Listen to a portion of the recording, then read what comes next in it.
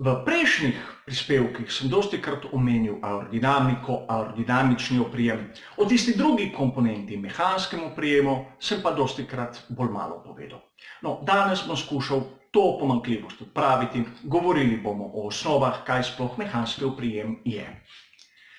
Kot sem rekel, to je tista druga polovica v vsoti celotnega oprijema, sestavljenega iz aerodinamičnega oprijema ter mehanskega. Nekako zgodovinsko, če gledamo, je bil mehanski oprijem v večini te enačbe predstavljen v bolidih pred 1968, po 1968 so na bolide začeli pritrjevati aerodinamične profile in ta teža te komponente je z leta v leto rastla. Definicija mehanskega oprijema bi bila najboljša tam, da mehanski oprijem predstavlja vso trenje med pneumatiko, katera je lahko trša, lahko mehkejša, in asfaltom, kateri je lahko bolj gladek oziroma bolj grob. Izguba tega mehanskega oprijema je nam vsem na progi Formule 1 vidna pravzaprav z najbolj s temi 5 primeri. Ukolikor bolid pri izpeljevanju izgubi mehanski oprijem, vidimo, da se njegova zadnja pogonska kolesa vrtijo v prazno, nastane veliko oblak belega dima, bolid se pa ne premakne. Po drugi strani, pri zaviranju vidimo, da je na primer prednji par koles blokiran, na mestu spet bel dim, bolid gre pa lepo svojo pot naprej, brez da bi ustrezno zaviral. Po drugi strani, v ovinku, v vhodu na ovinek, lahko vidimo dostikrat, da bolid zavira, voznik obrne volan, a prednji par koles izgubi tisti mehanski oprijem in pride do tako imenovanega pojava understeer. To se pravi, voznik zavija, bolid gre pa lepo naravnost. Po drugi strani, na izhodu iz ovinka, vidimo, ko začne voznik pospeševati, da ravna volan, kolesa se zravnajo, a zadnja kolesa so izgubila tisti mehanski oprijem in začnejo iti svojo proti zunanjemu delu ovinka, oversteer. Zadnji primer je pa tisti, ki je najbolj spektakularen, takrat, ko bolid izgubi tako mehanski oprijem na prednjem paru koles, kot na zadnjem paru koles in kot sneta sekira zleti proti zaščitni ograji. Totalna izguba oprijema. Seveda, mehanski oprijem kolesa preko vzmetenja in obes so povezane tudi z aerodinamično komponento. A ta pride v poštev samo nad 130 km/h. Pod 130 km/h še ne deluje tako, kot bi morala, oziroma v tej vsoti predstavlja zelo majhno vrednost.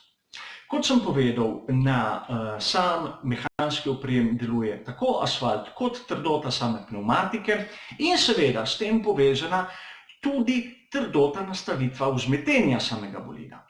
Nekje splošno prepričanje je, da trši kot je bolid, bolj je športen. A poglejmo en primer, katerega lahko vsak poskusi v svojem življenju. Po nakupih, gre po nakupih v nek center, vzame nakupovalni voziček. Ta ima nekaj skupnega z bolidom Formule 1, ima 4 kolesa in sprednji par se ponavadi tudi premika. Ima izjemno trdo vzmetenje, v bistvu ga nima. Ima tako trdo vzmetenje v teoriji, da ga ne moremo premakniti. Ekstremno trdo vzmetenje bi lahko rekli. No, in kot ta nakupovalni voziček porinemo čez neko površino, katero ima grbine, katero ni ravno, bomo videli, da bo ta voziček začel poskakovati po teh grbinah, na katere smo ga potisnili. Izgubljal bo stik med kolesom in podlago. In prav definicija mehanskega oprijema je, da izhaja iz tega trenja med pneumatiko in asfaltom. Ukolikor stika ni, tudi trenja ne more biti in izgublja se mehanski oprijem. Zato je nekako logično, da mehkejše kot bo vzmetenje, boljši bo stik, kajti celotno podvozje bo delovalo na tak način, da bo te grbine posnelo, da se bo vdalo, da bo zmeraj v stiku s podlago in zato bo mehanski oprijem večji. A seveda vsakomur je jasno, da so bolidi Formule 1, ampak tudi drugi športni avtomobili, vozila z izjemno trdo nastavitvijo vzmetenja. Zakaj pa to?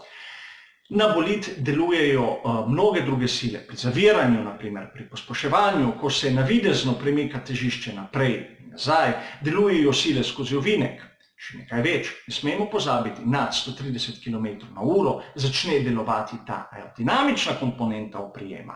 Sile, ki preko vzmetenja in vpetja delujejo na kolesa z te aerodinamične komponente, so z lahkoto večje od same teže bolida.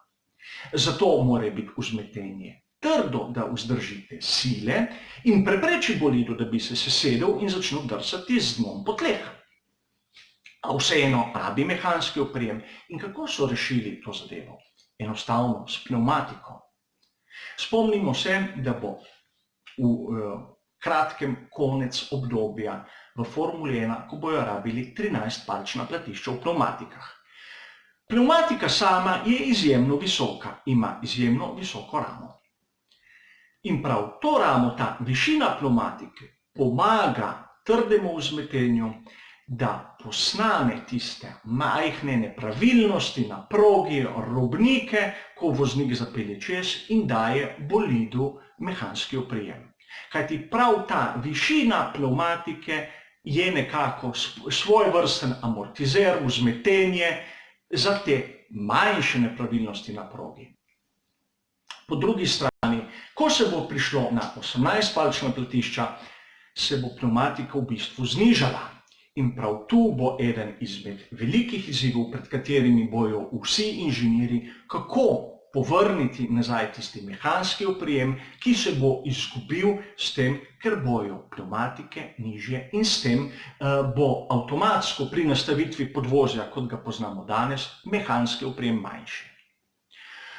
Vsekakor pa, ko vam kdo pove, da končno se bomo rešili 13-palčnih platišč v Formuli 1, kajti vsi serijski avtomobili imajo skoraj danes že 16, 17, 18 ali več palčne, bi rad, da se spomnite nekaj.